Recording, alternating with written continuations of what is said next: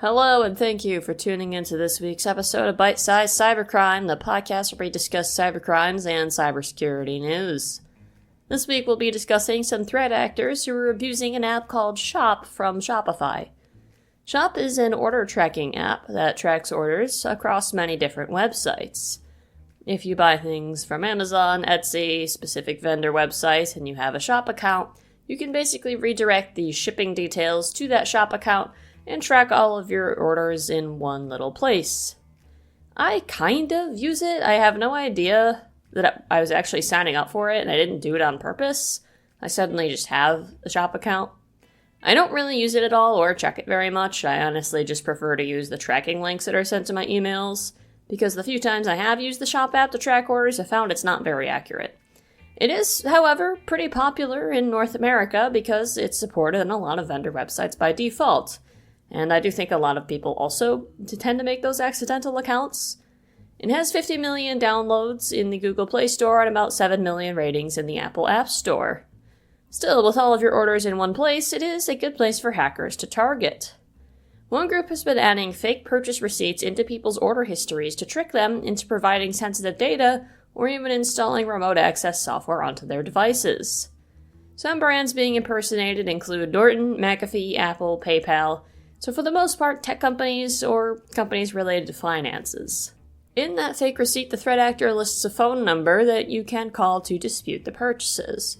However, since you've probably picked up that this is a scam, there is no real support agent. It's the scammer. This is a phishing tactic that's gained popularity recently known as callback phishing.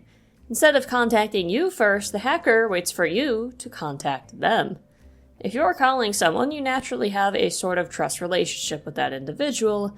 At least most of the time, you feel you're confident you know who you're calling. So it immediately, and very ironically, puts you in a more vulnerable position. If you get random calls, most people aren't going to trust that. Especially not amongst my generation, we don't like to answer phone calls. I do because I still often get actually important phone calls from unknown numbers, but man, I will not if I don't have to. Once you call the scammer, they will try to convince you to disclose your account credentials, payment card details, and they'll even send you a temporary authentication code to log in as you. You're doing this under the guise of trying to get help with your order, or your fake order that you know is fake and you want removed. In some cases, they'll even trick you into installing software that grants remote access to your device, which they can then use to do pretty much anything they want with it. Typically, callback phishing is done with an email, but it seems that fake receipts in the Shop app are somehow more effective. It seems like, according to customers, it would be more difficult to fake a purchase within the Shop app than it would be to receive a scam email, and I can see why people come to that conclusion. Anyone can make an email account and send you an email. Emails also have pretty strict filters on them, and a lot of scammy stuff just immediately goes into your junk inbox, especially if that address has a bad reputation. For Shop, there isn't really a junk inbox, and if something is in your little receipts menu, chances are you bought it. There's not a way that most people can think of that it would just end up there on accident if you didn't pay for it. With the inherent trust in the Shop app, it is pretty likely that a prompt response would happen compared to emails, which, frankly, are often untrusted. Similarly to your traditional email-based phishing, some other receipts contain poor grammar, which is usually a red flag. Most legitimate receipts are going to be a template that's been standardized and checked over by people. However, if you panic because you accidentally spent $200 on Norton antivirus, you may not be critiquing the grammar on the receipt. Even though all these fraudulent invoices have started coming in, it's actually unclear on how they're being inserted into the Shop app itself. It's likely some kind of vulnerability that hasn't been disclosed yet, or it could be rather sneaky methods of trying to order something and connecting it to that person's account. There's a lot of different ways you could do this, really. Shop populates orders from a lot of sources, including your email, account association, order workflows, or text messages. We're just not sure what particular ones the attackers are using for this case. I would be interested to find out, though. My guess is that it's some sort of fake email confirmation that's sent to your address, but I'm not so sure. What's important here is that Shop nor Shopify have been compromised themselves, so the data within Shop and Shopify itself hasn't been leaked. It's just a new method of scamming. So what can you do about this? Well, first of all, see if you've actually been charged for any alleged purchases on your account, because chances are you haven't been?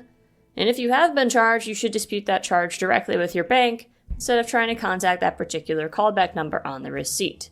Even contacting shop support would be better than trying to contact the one on the receipt. It may make sense initially to contact the number on the receipt, but if you know for a fact you didn't make the purchase, exploring other routes is going to be a lot less likely to get you scammed. Or honestly, better off don't use Shop. I know that's probably not helpful if you like it, but from my experience, it's highly inaccurate and you're better just checking your order tracking separately or using integrated order trackers on whatever website you ordered from.